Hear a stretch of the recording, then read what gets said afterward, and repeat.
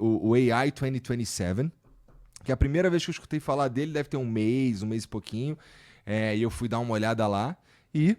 Bom, eu sei que a tua frase que você usa aí, que tá por aí, cara, o teu nível de empolgação com inteligência artificial é inversamente proporcional ao teu conhecimento.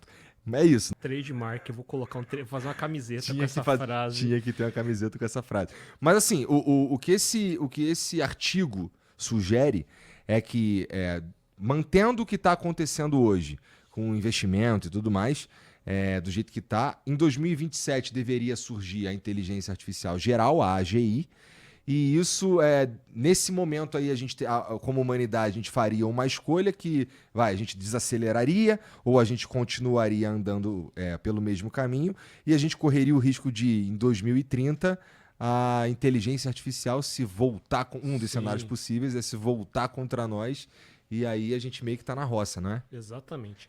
Inclusive, eu vou pegar esse gancho, porque aí tem um assunto que é interessante, que é anterior a esse reporte 2027. Por que ele é tão impactante? Porque uma série de pesquisadores, teoricamente os especialistas na área, se juntaram e resolveram Imagina um monte de pesquisador junto, falou, com todo o conhecimento que nós temos, se continuar desta forma, aonde vamos chegar? E aí o que você vê é um relatório catastrófico, fim do mundo, etc. Fala, se esses caras estão dizendo isso, então fudeu para todo mundo. E aí é engraçado, porque até na chamada que vocês fizeram para mim para colocar no Instagram, tem ela colocar especialista programador em IA, não sei o quê. E é engraçado assim, eu não me considero um especialista em IA, né? E aí todo mundo... E se eu não falo que eu sou especialista, aí as pessoas falam, então não precisa ouvir esse cara. Agora, se eu falo que eu sou especialista, vai, não é especialista. Aí sempre tem... Que dilema. O que torna um cara um especialista na área, né? E aí vem... Um pesquisador, por exemplo, imagina que ele fica o dia inteiro só pesquisando aquilo, portanto, ele sabe mais do que muita gente, um monte de coisa que a maioria das pessoas não sabem, portanto, o que ele disser do assunto deve ser verdade. E isso não é verdade. Então, só porque a gente estuda uma coisa com muito afinco, etc., obviamente temos um corpo de conhecimento muito grande, o que possibilita inferir uma série de coisas, mas não nos torna donos da verdade. Então, acho que esse é o principal ponto. Mesmo um prêmio Nobel que ganhou, o Einstein não sabia tudo, isso eu acho importante, porque o canal do YouTube que eu faço, eu falo sobre matar semideuses. Porque todo mundo acredita que existem semideuses e esses semideuses são intocáveis e tudo que ele diz, portanto, é verdade. Por exemplo, se o Einstein... Por isso que todo mundo tem um meme, o Einstein disse isso, o Einstein disse aquilo. Metade das coisas que tem em meme sobre o Einstein que ele disse e não disse, ele nunca disse. Mas se você colocar embaixo que foi o Einstein que disse... Credibilidade, exatamente. Então, isso é importante porque eu não sou um especialista no sentido que eu não tenho papers publicados na área, por exemplo. Então, existem pesquisadores muito mais sérios e, obviamente, muito mais inteligentes do que eu, que sabem isso. Por outro lado, a gente que convive com esse pessoal também entende outra coisa. Existe um outro lado da moeda. A proporção que ele é bom num certo assunto quer dizer que ele gastou toda a vida dele naquele assunto, mas ele não conseguiu olhar outros assuntos. Então, o conhecimento dele em assuntos gerais tende a ser abaixo da média. E se você juntar as duas coisas, tende a dar algum desastre. Verdade. Especialmente se é uma opinião. Então, uma opinião, enfim, eu posso inventar qualquer opinião. Opinião é opinião. Não é um paper. Ele não tem que comprovar isso. Uma coisa é o paper que ele escreveu, argumenta, etc.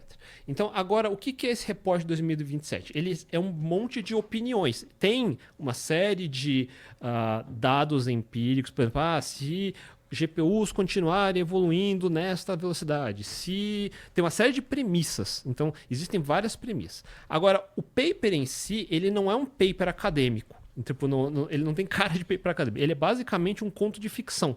Se você lê o que está escrito ali, ele também conta uma história. Então, ele fala assim, para não chamar de OpenAI ou de Gemini, vamos chamar de Open Brain.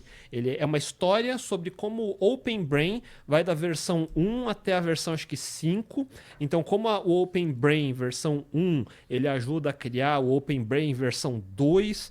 E aí é tão ficção que se você lê o que está escrito ali, ele começa assim, não, porque aí o exército americano vai se interessar e a Casa Branca vai chamar, mas aí haverá espiões chineses e aí a China também vai querer entrar na corrida. Então já não é mais um paper técnico, ele começa a escrever uma história.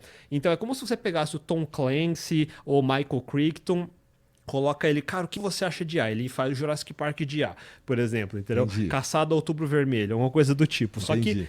ele é literalmente uma história de ficção sobre essa Open Brain, que quando chegar em 2027 vai estar na Open Brain 5, e com isso acabou tudo. Então isso é um chute tão longo, mas tão absurdamente longo, que se eu pedisse pro ChatGPT escrever, ele escreveria algo assim mesmo. Tá. É uma coisa bem nesse nível. Aí, por que tem os nomes pesquisadores e tem de fato algumas informações empíricas que parecem fazer sentido? Aí, se você lê ingenuamente aquilo, fala, isso faz sentido, mas não tem nada o que a gente chama de hard evidence que diga que isso é possível. Não é nem que quando vai ter, se é possível ter. Então eu não veria isso. Aí desse reporte tem um gráfico que eles colocam. Dá para puxar a imagem? Aí já. Põe aí o... Tem uma imagem chamada Report AI 2027 Graph. Não sei se dá para... Que é uma que tem no site mesmo, que tem no né? próprio site deles. Que é um dos argumentos, que é a ideia que todo mundo tem de evolução exponencial. Então, todo mundo acredita que IAs evoluem de forma exponencial. Então, é esta curva que você está vendo. Então, aí o que a gente costuma fazer de brincadeira em gráficos? Você pega uma curva numa certa direção, vê, se eu continuar assim, então aí você vê lá o final da curva, 2028, então obviamente, nossa, vai ser um negócio que vai estourar. Mas isso aqui pega um período muito curto da história. Aí pega outra imagem para mim, por favor, que é o S-Curve.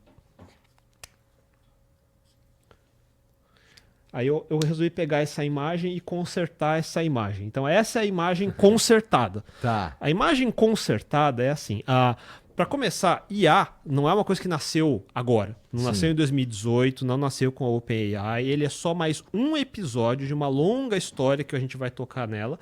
Mas a curva são várias curvas em S durante esse período. Nós estamos, a partir de 2018, iniciou uma curva, um pedaço da curva do meio, mas todo mundo só vê a exponencial porque ele não acompanhou antes, que foi uma evolução longa, levou anos. Desde quando eu estava na faculdade, aliás, antes de eu entrar na faculdade, eu já ouvia esses assuntos. Então, foi uma longa trajetória baixa, aí teve essa curva do meio que foi acelerada e já estamos batendo, na verdade, no que eu chamo de teto.